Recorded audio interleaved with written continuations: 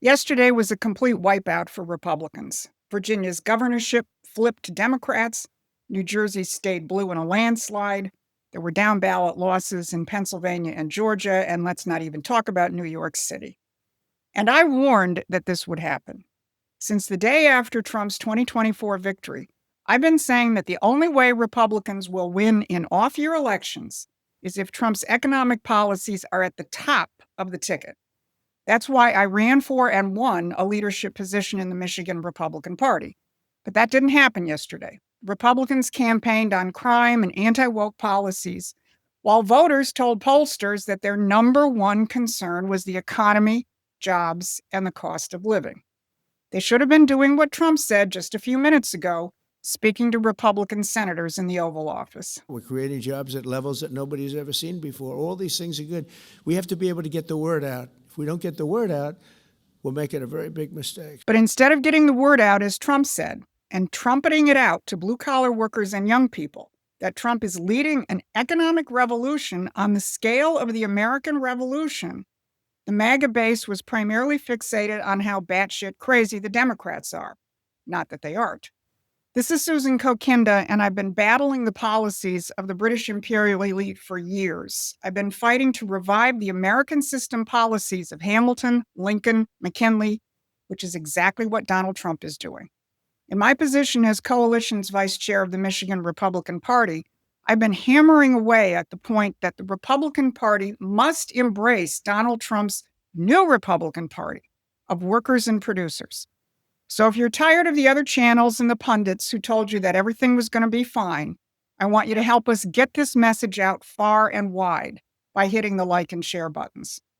So today I'm going to show you why yesterday's Republican losses prove my warning. When you don't put Trump's economic policies at the top of the ticket, you lose. Number two, what Trump's actual revolution looks like, that it's a war for economic independence that Republicans fail to campaign on. And three, how the modern-day British Empire is trying to stop the reemergence of Trump's American system. Trump won in 2024 because he swung over blue-collar workers and young people of all races to his commitment to make the United States a manufacturing superpower, to recreate the working and middle class, where one income could raise a family. And he's doing it. But are Republican candidates talking about it? No. But that's what voters wanted, as many, many headlines said. Exit polls yesterday in New Jersey and New York showed 60% of voters think the economy's in bad shape. And there's no doubt that families are still hurting over the legacy of 40-plus years of globalization, free trade, and other imperial policies. But those are the policies that Trump is reversing. But not enough Americans understand that because not enough Republicans are talking about it. Here's what they should be talking about. Look at Trump's just concluded Asian deals on shipbuilding, defense, and energy. There will be tremendous impacts on manufacturing and commerce for states like, for example, New Jersey and Virginia, which have major port cities. Virginia and New Jersey Republicans didn't campaign on the $5 billion Hyundai shipbuilding investment in American ports that will create good-paying union jobs.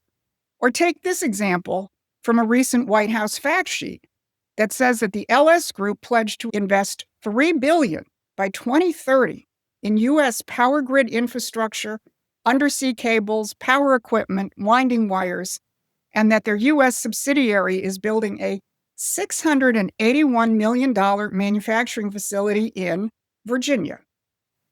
Did Republicans campaign on those things? No. Republicans campaigned on immigration and crime and wokeness. Important issues? Sure. But when voters' number one concern is putting food on the table and paying rent, you better have an economic message. Democrats did. They messaged relentlessly on economic hardship, and they blamed the Republicans. Now, here's what people should have been paying attention to. What Donald Trump said during his extended CBS interview on Sunday night, 2 days before this electoral disaster. If I didn't have the power of tariff, we would be like a subject nation. We'd be subject to everyone else. Everybody uses tariffs on us. If I wasn't allowed to use tariffs on them, we'd be a third world nation. Pay very close to Trump's words. We would be like a subject nation. Well, we have been a subject nation, subject to a modern-day British imperial system, which has hollowed out our economy and turned us into a bunch of Uber drivers and coders. And Trump is changing that. That's the economic revolution Trump is creating. And Republicans just lost because either they don't understand what Trump is doing, or in too many cases, oppose it. Now, what does it mean to be a subject nation in the 21st century? It means you're at the mercy of other countries or supranational institutions for your critical supply chains. It means foreign powers control your energy supply, your manufacturing base, your economic future. It means independent central banks and global financiers control capital flows. You are not politically sovereign if you're economically dependent. This is the British imperial model that's dominated the world for centuries. They don't need colonies anymore when they can control you through finance and trade. And Trump is systematically breaking those chains. Start with rare earth minerals. We've been a subject nation in this critical sector, but Trump is changing that. His Asia trip and the previous Australia agreement consolidated rare earth deals with numerous countries and negotiated a one-year agreement with China where they will not impose an embargo. That gives Trump and other countries the head start on setting up alternate lines of production, as he said on CBS.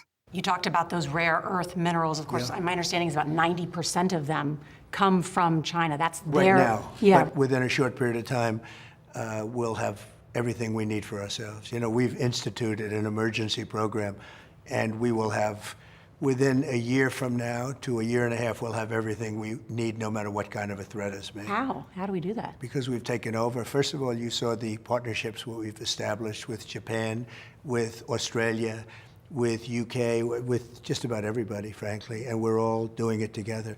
You know, this wasn't a threat against the United States. This was really a threat against the world.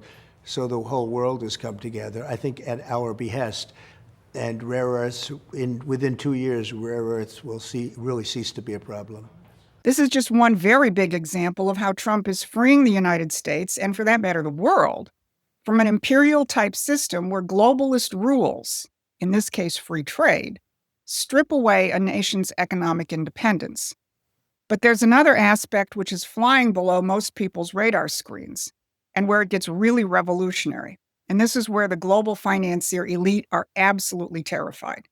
Donald Trump is setting up channels of investment outside the control of the Federal Reserve and the other lords of money centered in the City of London. The way he's negotiating these international deals, he's creating long-term lines of credit from countries like Japan and South Korea, who will fund major industrial development over the next decade.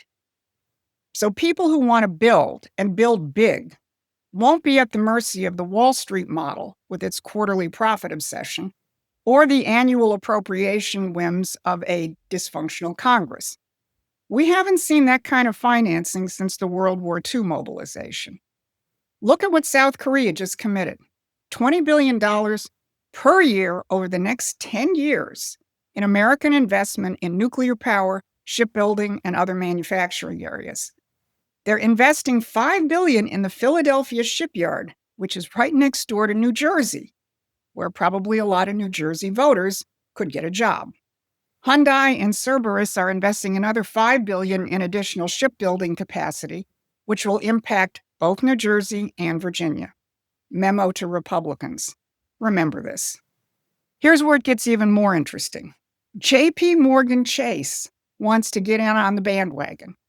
In October, they announced a 10-year, $1.5 trillion investment initiative in U.S. supply chains, critical minerals, grid resilience, advanced manufacturing, and aerospace.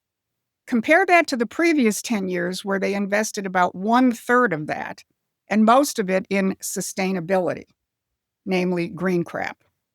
Even this bastion of Wall Street and British imperial financing methods has figured out that Trump is indeed reshaping the world and the U.S. This is what makes the British establishment panic. Trump is creating an American system of credit for productive development. Exactly what Hamilton designed, what Lincoln used to build the Transcontinental Railroad, what Roosevelt deployed to win World War II. And it's what the British Empire has tried to destroy for 250 years. Because when nations control their own credit for productive purposes, they're no longer subject nations. Promethean Action has been in the forefront of reintroducing these American system ideas into the political and economic dialogue in the United States. And if you want to prevent what happened yesterday from happening again in 2026, you should subscribe to our newsletter and get active with us. But this isn't just about economics. This is about sovereignty. When you control your supply chains, when you produce your own energy, when you control your credit, you're not a subject anymore. You're sovereign. And here's what makes this truly revolutionary. Every one of these projects requires skilled workers, not college graduates with useless degrees and crushing debt, not marijuana chefs or Starbucks baristas, but skilled tradespeople who can weld, who can operate advanced machinery, who can build nuclear reactors and LNG carriers. Trump recently signed an executive order to foster the creation of 1 million skilled trade jobs in the United States.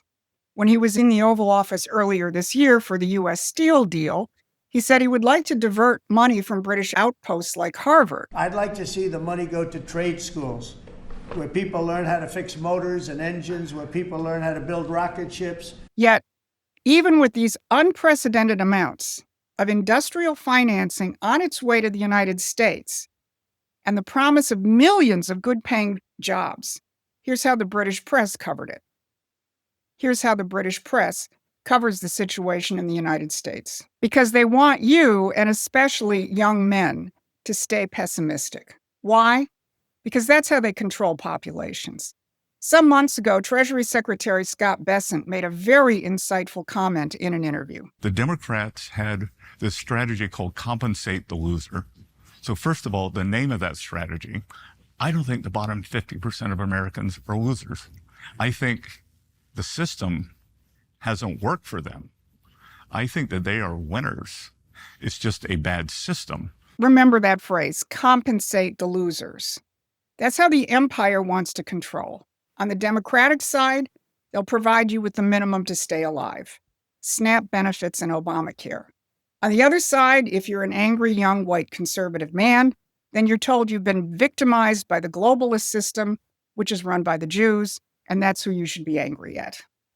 But this is all a lie. The enemy is the modern-day British Empire, which Trump is committed to bringing down. And his economic revolution offers young people exactly what their grandfathers had, the ability to graduate from a trade school debt-free and immediately start working on a $5 billion shipbuilding project starting at $80,000 a year with full benefits. So when Trump says we'd be a subject nation without the power of tariffs, he's describing economic revolution that Republicans just failed to campaign on.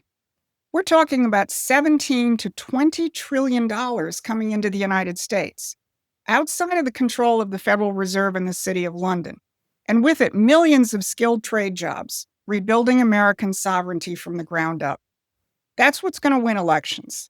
I warned people, put Trump's economic policies at the top of the ticket or lose. They didn't listen, and yesterday they lost. Here's what needs to happen before 2026. Every Republican candidate needs to campaign on Trump's economic revolution. Not immigration alone, not wokeness alone, not crime alone. Economics first. Supply chain independence, skilled trade jobs, breaking free from being a subject nation, challenging British financial control. Because if they don't, yesterday's wipeout will look like a preview of 2026, and we all know the consequences, and Trump said it this morning in his breakfast with Republican senators. So share this video with every Republican candidate and party official and activists that you know. Show them what they should have been campaigning on. Show them why they lost. And if you want to help us spread this message and be part of finishing the American Revolution, join us at Promethean Action.